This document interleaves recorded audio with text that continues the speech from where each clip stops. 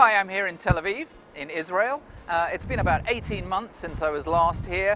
You know, they call Tel Aviv Silicon Wadi, which I think is hilarious, but it's also really true because there has been an absolutely amazing amount of technology innovation taking place here in the last 18 months. And what I've noticed is that there's a couple of really key trends emerging in Israel.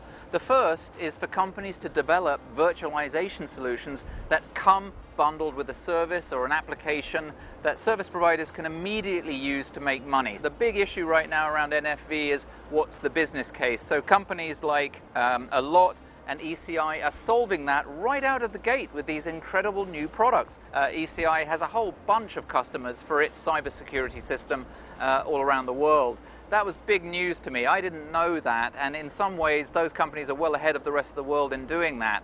The other really blisteringly hot area in Israel right now is network management. A company called Atranet is actually taken over the assets of Nokia Siemens network management assets, and it's using them to manage multi-vendor networks. Another company called Sedona is using the same type of technology or network management technology.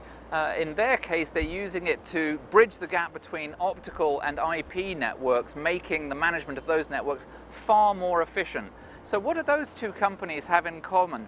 Well, it's the ability of these Israeli companies to sort of act as like a technology Switzerland in a sense, to work with all of the major incumbent equipment providers around the world who obviously don't like each other and obviously don't want to talk to each other directly, to pull out the DNA of their systems to enable these really advanced multi-vendor network management systems to work properly. So, and that's just 4 companies, and I saw 7 or 8 here, and each of them had an amazing story. So at the other end of the spectrum, we also took the time out to go and see an event called Geek Time, which is really focused on, companies that aren't established, the startup community here in Israel. Our specialty is creating and manufacturing complex information systems, both in web and in mobile.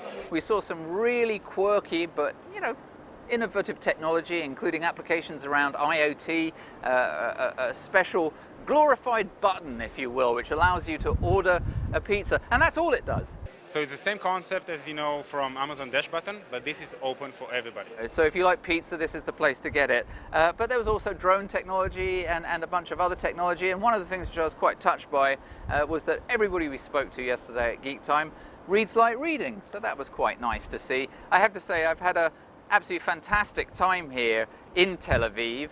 It's clear that not that many people are coming to Israel to cover the technology scene, the business technology scene here. I think that's a shame because there's obviously a huge amount going on. A lot of people are making a lot of money here as well.